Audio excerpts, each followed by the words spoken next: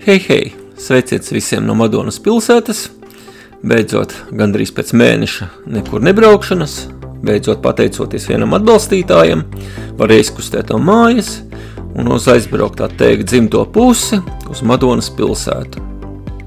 Kādreiz Madonas pilsētā dzīvoja gandrīz ap 10 000 iedzīvotāju, bet pēdējā laikā iedzīvotāju skaits ir krasi samazinājies, un kā Wikipēdija vēsta, tad Madonā tagad dzīvo tikai vairs 6500 iedzīvotāju.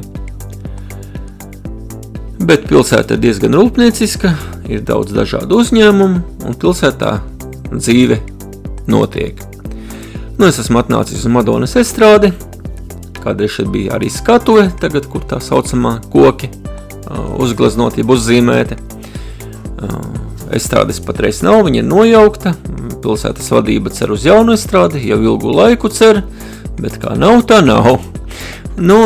Katru gadu šeit notiek ļoti slavens pasākums, zelta šlāgeris, sabrauc ļoti daudz dažādi muzikanti, ļoti, ļoti skaisti. Šis tiltiņš ved uz estrādi, un no otras puses, un šeit tie, kas precās, saslēdz laulību ar atslēgu, un šeit ir viena no lielākajām atslēgām Latvijā, kādas esmu redzējis. Ja kāds ir redzējis vēl lielāku atslēgu, varbūt komentāros var uzrakstīt un pateikt, kurā vietā atrodas vēl lielāka atslēga.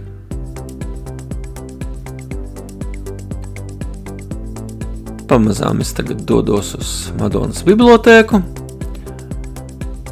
un šeit pa ceļam ir pilsētas ūdenstornis, nezinu, vai viņš strādā vai nestrādā, bet ja viņu kādreiz slēgs, šeit varētu izveidot pilsētas vadības skatu torni, jo torņa pakājē jau tā ir skaists skats paverās, bet ja varētu uzkāpt augšā tornī, kā tas ir Aizputē, kur ūdens torni pārveidoja par skatu torni, tad vispār skats būtu ļoti, ļoti brīnišķīgs. Šeit pat blakus tornim arī 3 mājas, kādreiz šeit vienā no tām mājām bija arī pansionāts vai 2 veco ļaužu, tad viņu pārcēla uz Madonas slimnīcu. Un šī ir Madonas bibliotēka, kas ir interesanti, kādreiz tur bija Madonas slimnīca, to pārcēla, var teikt, gandrīz ārpus pilsētas, gandrīz. Un šeit ierīkoja bibliotēku. Pilsētas karte, ja nekļūdos, to sauc par mīlestības gravu, un šeit tāda skulptūra, meitene dodas pāri grāvai. Šeit ir Madonas muzejs, ilgu laiku rekonstrukcija, tā šķiet muzejs ir atkal atvērties. Un šeit Madonas ģimnāzija. Kas ir šī ēka? Laikam tur kaut kādi pulciņi notiek, cik saprotu.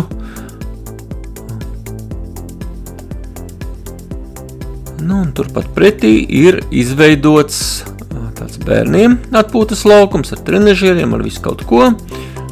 Tā, ka bērni var nākt ļoti labi atpūsties. Šis ir Madonas centrālais parks. Šeit ir Strūklaka. Jāsaka gan, ka viņi sāka strādāt daudz vēlāk nekā citās pilsētās.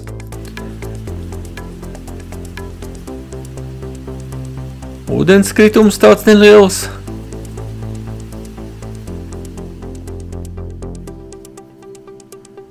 Un vasarā atnāk šeit pasēdēt uz soliņa, ļoti, ļoti forši, tāda paēnī, lieli koki, kas sargā no saules. Tepat blakām arī Madonas kultūras nams, fotogrāfija pie viņa atvēršanas, kaut kādi 30. gadi man šķiet. Tepat pretī ir šlāgeris kafēnīca, kur arī iet paēst, es gan pats eju citur ēst.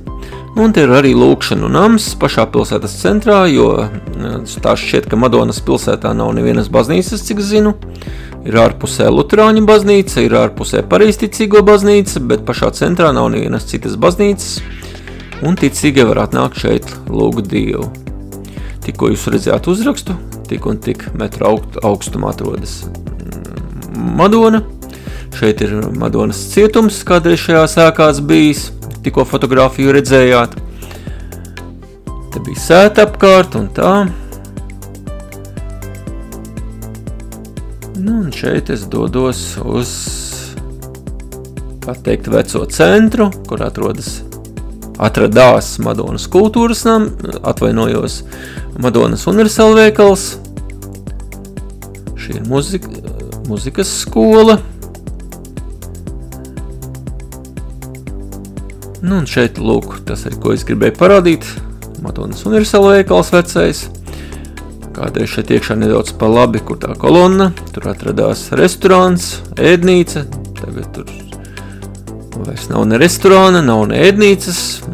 Kaut kādi aizskari, cik saprotu. Bet tā kā bija ēdnīca, man pašam izdevās tur aiziet paēst, ļoti lēti, garšīgi. Nu, un restorānā, kā man vecāks cilvēks stāstīja, tur varēs tikt iekšā tikai ar ielūgumiem. Ne ar ielūgumiem, bet šveicars tur laidis iekšā. Tā teikt, savējos. Nu, un tālāk nedaudz pa labi. Tur tiesas ēka atradās, tagad tā ir pārcēlusies citur. Tad pa kreisi tā ēka, kas tā it kā esot bijusi arī pats nezinu, un to man stāstīja cilvēki, ka tur atradusies tāda kā bufete, viesnīca, tas jau senos laikos, kur ar zirgiem cilvēki atbraukuši, iegājuši krogā, atpūsties, palikuši pēc tam pa nakti. Vai tā ir patiesībā, to es diemžēl nezinu.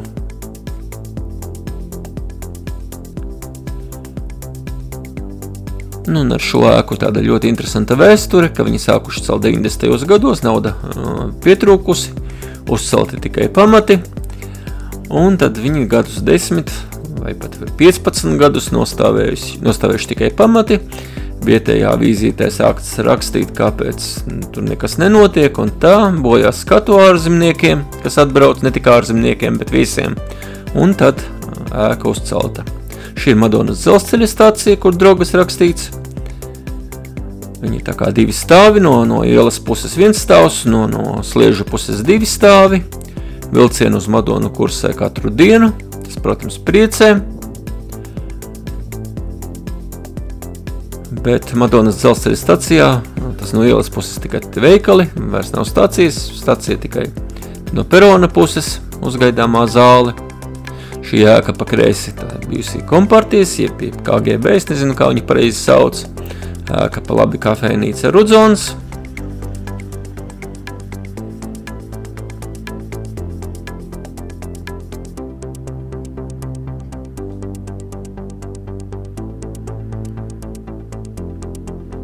Tagad es dodos uz Sajieta laukumu. Tas ir centrālais laukums Madonā. Arī jaunais gads, kur tiek sagaidīts. Šī ir Madonā viesnīca, kādreizējā bijusī centrālā viesnīca, šis ir kinoteātris, ugunsdzēsības depo,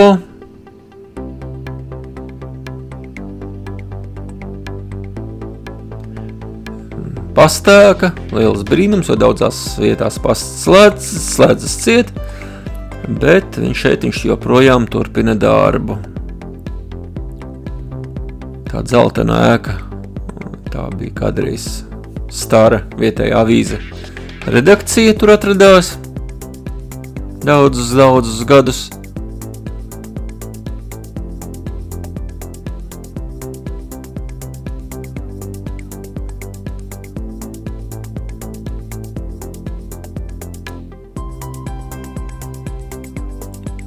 Nu, un šis ir Sajieta laukums, tā kādreiz atradās Strūklakas. Jau es Madonu braucu gandrīz katru otro nedēļu, bet tā ir neesmu redzējis, ka Strūklakas strādāt. Un laikam no sākuma bišķi pastrādāja, un tad to darbību kaut kā apstādināja, varbūt remontdarbi vai kas, nezinu. Un tagad es dodos pēdiņās uz tā saucamo māju ar kaķiem, tā ir mākslas skola. Šeit pie ieejas, pie trepēm atrodas divi kaķi, viens sēž, otrs guļ.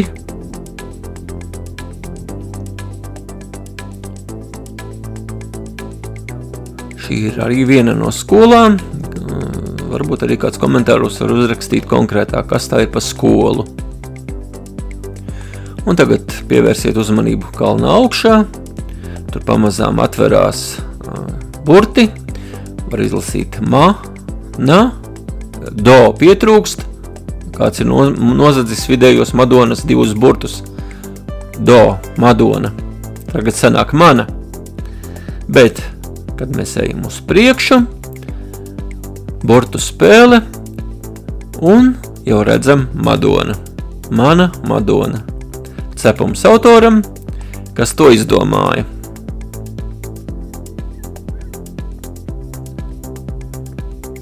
Aizmugurē Madonas olimpiskais centrs.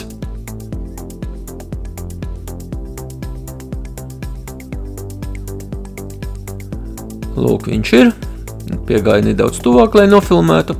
Un tagad es dodos uz Madonā, uz Rūpniecības ielas rajonu.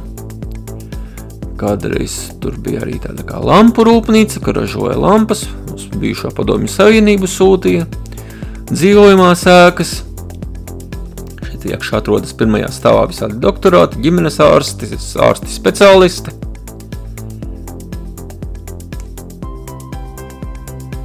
Šis rajons atrodas no Autostas pilsētas otrā galā.